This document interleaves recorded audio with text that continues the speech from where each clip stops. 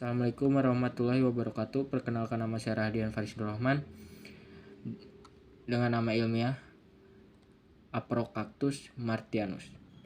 Saya berasal dari kelompok 1, yaitu kelompok Cactaceae. Di sini saya akan menjelaskan tentang cloning manusia. Apa itu cloning? Pertama, cloning adalah sebuah proses pembentukan satu atau sejumlah individu, tanaman, hewan, atau bahkan manusia yang mempunyai susunan genetik yang sama. Sebenarnya terbentuknya cloning merupakan hal yang biasa terjadi pada tanaman, hewan, dan manusia. Pada manusia, dengan probabilitas 1 dari 75 kehamilan, satu zigot dapat berkembang menjadi kembar identik yang mempunyai susunan gen yang sama.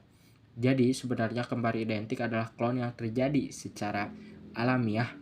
Proses cloning buatan dapat dilakukan melalui metode pemisahan embrio splitting, atau transfer nukleus, yaitu nuclear transfer. Lalu, apa itu cloning manusia? Cloning manusia untuk reproduksi dimulai pada tahun 1993 di Amerika Serikat. Pernah dilakukan pembuatan klon manusia dengan menggunakan sel zigot manusia yang difertilisasi oleh 2 spermatozoa, sehingga secara teoritis zigot tidak mungkin berkembang secara embrio normal. Kemudian sel zigot tersebut dirangsang untuk membelah-belah dalam cawan Petri menjadi 2 sampai 14 stometer, dan tiap blastometer dirangsang untuk membelah lagi menjadi beberapa sel sampai 32 sel. Kemudian dihentikan perkembangannya percobaan cloning mamalia yang sukses menghasilkan klon Dolly pada tahun 1996, merupakan suatu terobosan dalam bidang teknologi reproduksi. Dolly, yang namanya diambil dari nama aktris penyanyi Amerika Serikat Dolly Parton, menerima donor nukleus berupa sel kelenjar mamae domba betina berbulu hitam berumur 6 tahun. Sel mamae dari donor dikultur beberapa bulan sampai beberapa generasi dan menghasilkan ribuan sel yang identik.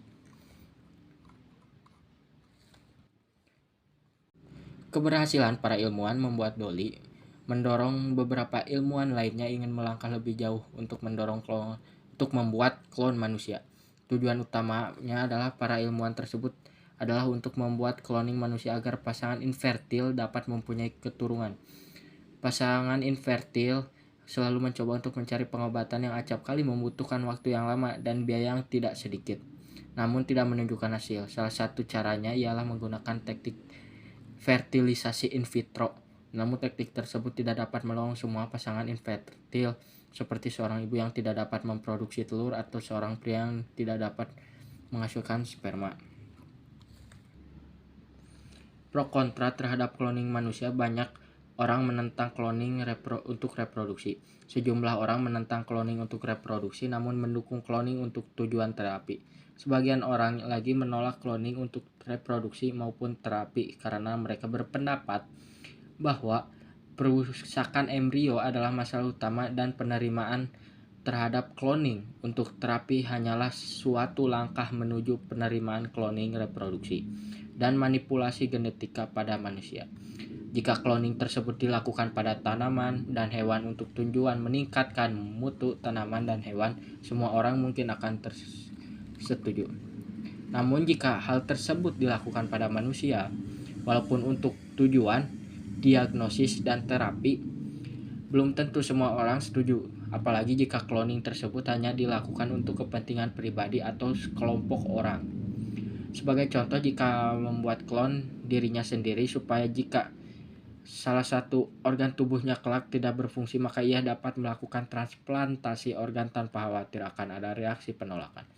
Beberapa kekhawatiran lainnya muncul terhadap penggunaan teknologi cloning manusia, seperti diantaranya adalah jual beli blastoisis unggul yang diproduksi dalam jumlah banyak, mutasi dapat terjadi sewaktu sel donor dikultur, dan seleksi alam dalam rangka evolusi mungkin akan diperpendek.